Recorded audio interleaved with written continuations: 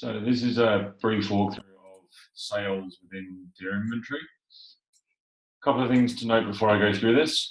You'll see this barrier at the top here because we're just working within a demo system, but you probably won't see that within your own. And the other point is, fairly obviously, you'll have to have sales access in order to place a sales order. So here, if I go sale, first of all, I can just go view all orders, and this will show me every sales order with contact information, customer information, totals on the right-hand side, and various other columns. There's a few things that you can do on this page. If I just grab an annotation. So there's a search area up here. You can type a sales order number, a customer name, an address, an invoice number. There is also the option to add a sale straight from here, but more commonly you would probably do it from the option under here. And finally, for the sales, there's these status icons here that, as they read through, are quote, order, pick, pack, ship, invoice, and payment. So something in grey means it wasn't applicable, so these ones in grey were not quoted. The order's been done, the picking is in progress, the next two can't happen until the picking happens, and the invoice has been authorized but no payment received. The last little thing to note on this page is here you've got an option for how you filter the view. So here you can see just what's awaiting payment, just what's ready to pick, or a few other options as well. So moving on to producing a sales order, if I drop this down and go new sale,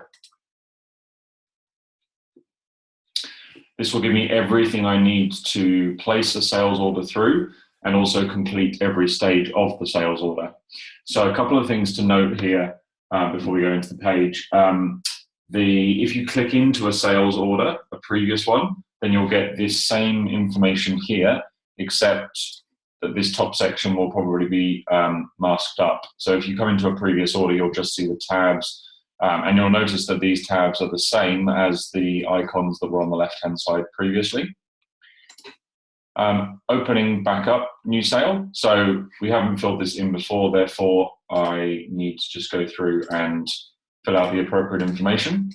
So customer, you can drop down, search your current customers, or you can just start typing part of a name. So if I type blue, it'll find anything that has blue within it. If you need to add a new customer, you can do it from the drop down as well.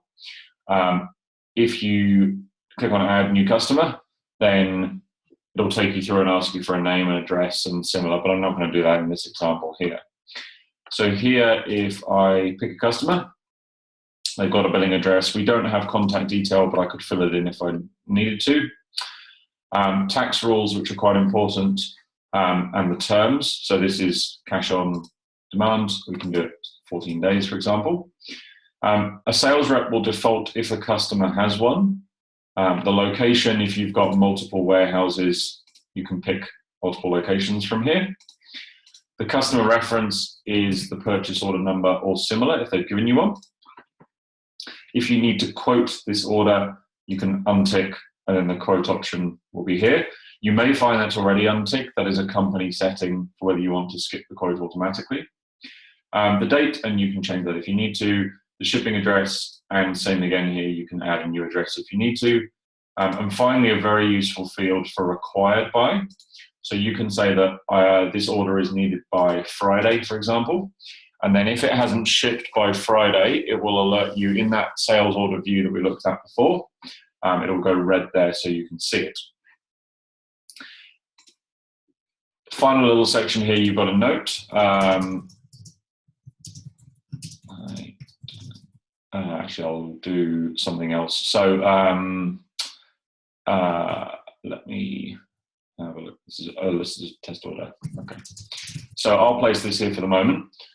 Anything that you put in the notes becomes searchable, and I'll show you that at the end of the video. So I can add some order lines now to this order, or if I wanted to, if I just click save, and there's no reason necessarily to do this, but then it gives me a sales order number, and that is a sale in the system. So if I go back to the list here, then we'll see that that sale now will sit just at the top here because I'm viewing in sales number order. And you'll see that this order tab is not yet green. It hasn't yet been authorized. Now here, if I did the search, I went test order, for example, it will find that one because it was written in the notes. And clicking back into it, you'll see, as I mentioned before, that the top section is closed up now. So you can always open it if you need to, but once that information's filled out, you probably shouldn't need to be changing too much with it.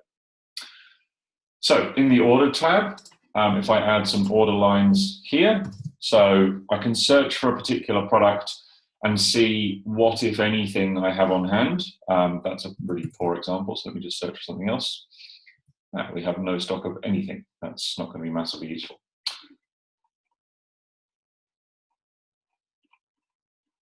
Okay, I'll just jump into stock adjustment and just put some stock in for 2 seconds. Just give me 1 moment and I'll come back when that's complete. Okay, so like nothing happened, I'm back in the order now. And if I search, for example, for ale, so that will find me anything that has the word ale either in the code or the product name.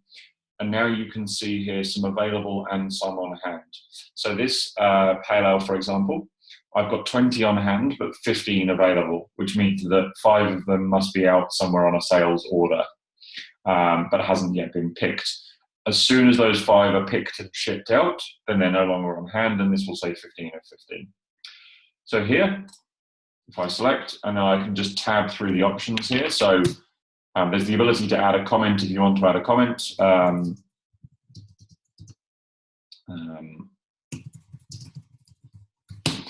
And here I'll take 2 of them.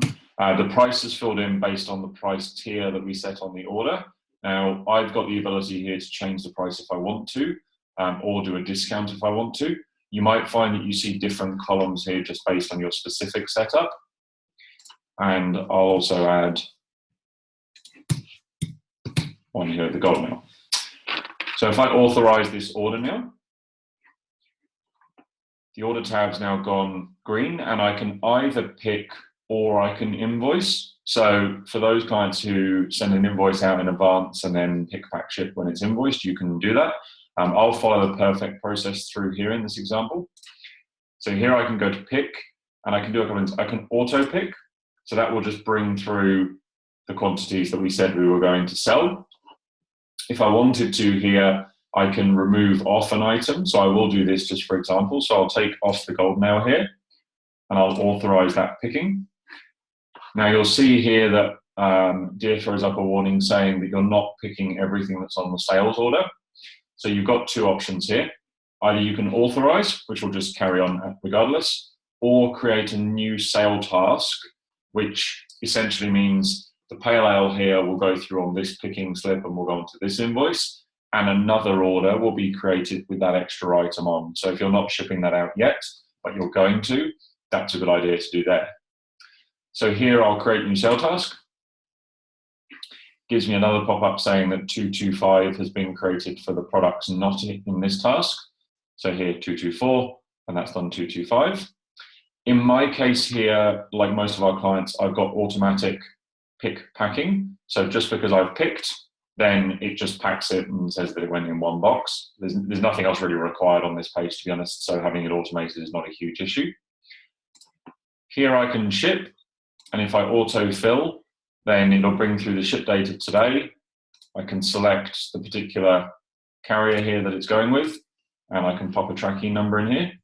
If you're using e-commerce, that will send this tracking number up to your e-commerce site for specific integrations as well.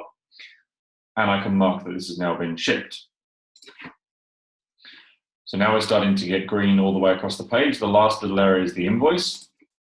So here on the invoice, I've got the invoice date today. I've got the due date set based on my terms that I put in at the beginning, so 14 days in this example. So I can authorize this if I want to, or I've also got the option here to put any memos on. And or any additional charges. So here I might just pop some freight on this. If I now authorize this, that's now created me an invoice. And there are also some options here for credit noting and things, but we cover those in a separate video. So a couple of other things to be aware of. If you go into the logs area here, you'll see anything that happened on this order and the inventory allocations, or sorry, the accounting allocations. So this is a good way to see who did what and when. Here, if I say that I'm going to, let's, for example, email an invoice.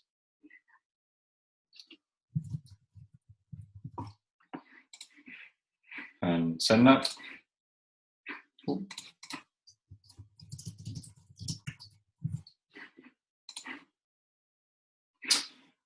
What that will do is it'll place it here in the attachments. So if you ever need to look back in, you can see both the PDF and also the exact email as it went. And that will be the case for every document that you produce. So here, for example, if I produce a pick list, and you'll see it prints off here as well, and it also places it in the attachments. So hopefully that makes sense for running through an order from end to end. But as always, if there's any specific questions, then we're happy to answer.